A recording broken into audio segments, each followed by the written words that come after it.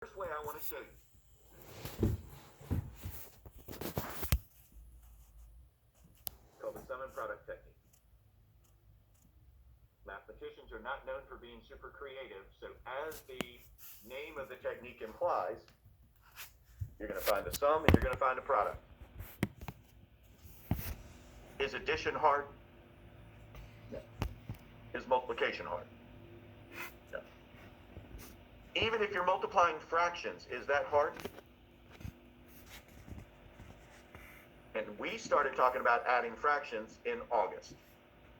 I tried to throw fractions at you as often as I could, as early as I could, really for this reason. So that it was never an issue whenever we needed to start doing arithmetic with fractions. We were comfortable with it.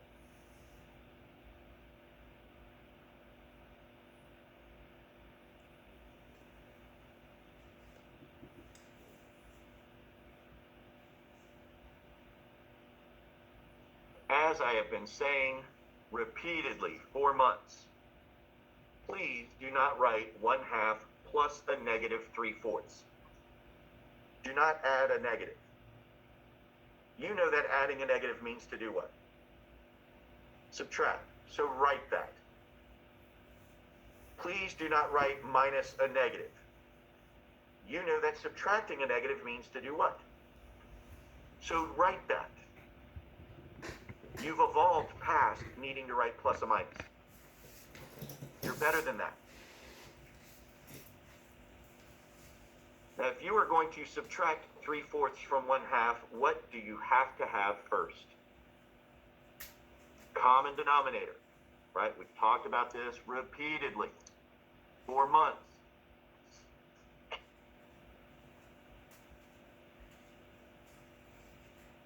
What would be a good common denominator between 1/2 and 3/4?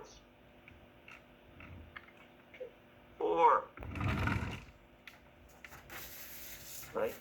I don't need a common denominator of 8. I mean, ultimately we are.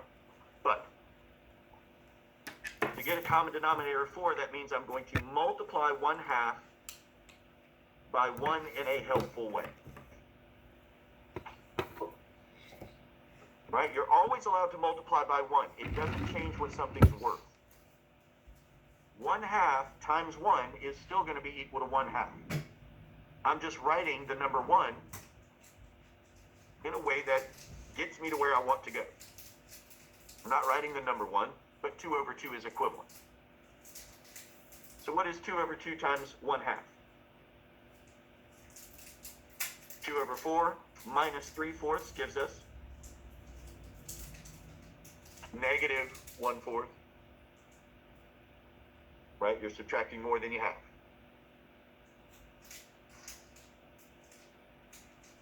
All right, so let's multiply. 1/2 times negative 3/4 is negative 3/8.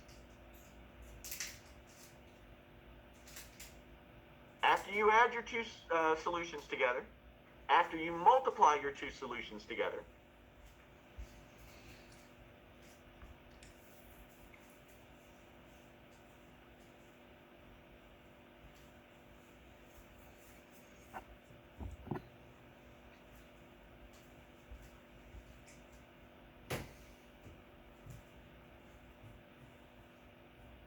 we need there to be a common denominator between the sum and the product. You'll see why in just a second. So if I'm looking at negative 1/4, if I'm looking at negative 3/8, what would be a good common denominator? 4 doesn't work. 8 would. I need a denominator that both of the denominators that I currently have will go into. Not what they're divisible by. I'm not looking for a common factor. I want a common denominator. So what will I multiply the sum by in order to achieve this denominator of 8 that I want? 2/2. Negative 1/4 times 2/2 is negative 2/8.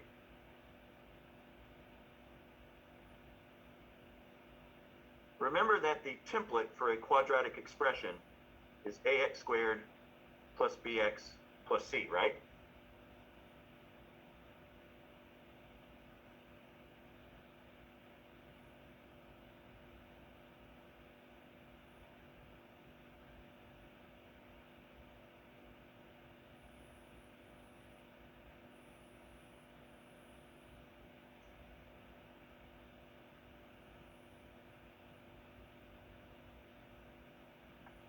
A is the common denominator that we just found. That's why we have to have a common denominator between those two, because either one of those common denominators serves as your quadratic coefficient.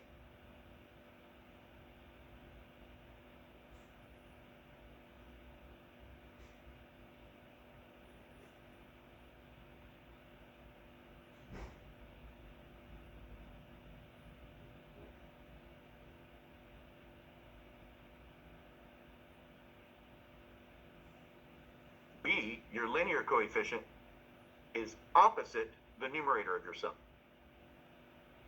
I wrote opposite in all caps because it's what we all forget. Right? You can't just write the numerator, you have to do opposite the numerator. And where's C have to come from? What's the only piece we haven't used yet?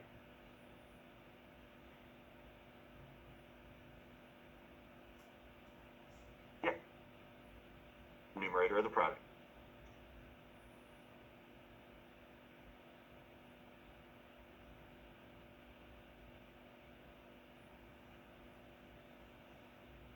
And if that thing about, B being the opposite seems a little funky,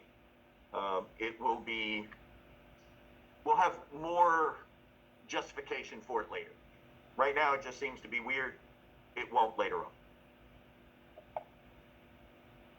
So, what is your quadratic that has solutions at 1/2 and -3/4?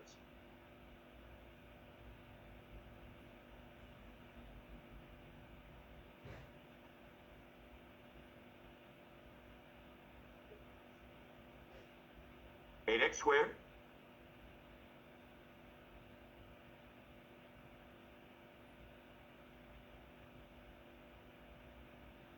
I can't hear you, Dylan.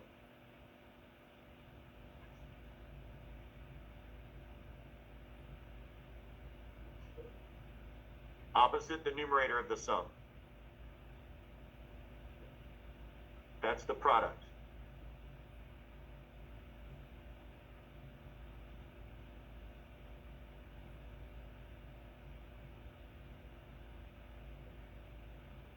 There's your common denominator, right? That's your A. Here's the numerator of your sum. We do the opposite of that to get B.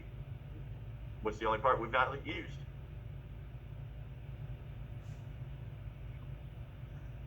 There's your C.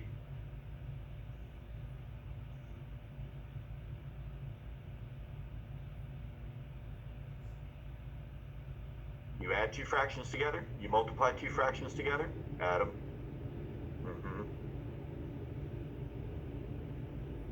The denominator is what you use for A. The numerator of your sum is what you use for B. The numerator of your product is what you use for C. Now, admittedly, you got to have practice with knowing where to look in your arithmetic to get your A, B, and C values from.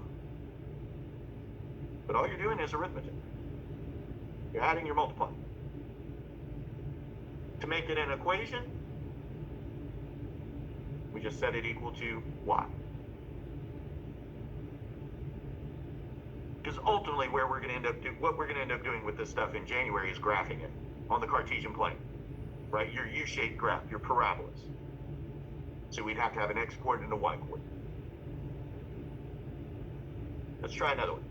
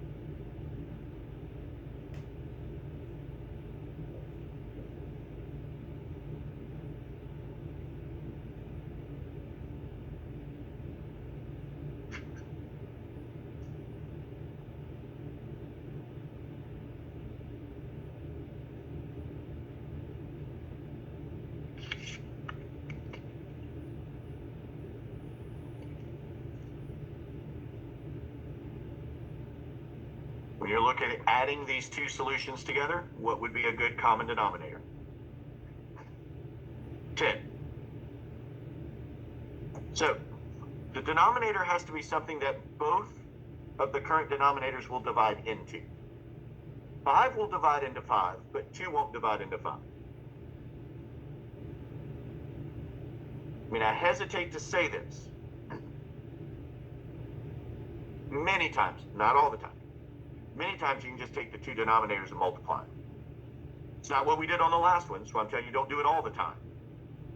But if we're struggling to find what the common denominator is, we need a number that both of them divide into. Ideally, you want what's called the least common denominator. You want the smallest number that they both divide into, which is why on the last problem we used the denominator of 4, because we already had a denominator of 4 and we had a denominator of 2.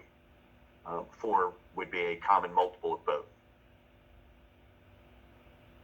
But if we want a denominator of 10, what will I multiply negative 2/5 by? 2 over 2. Dylan, we're struggling here.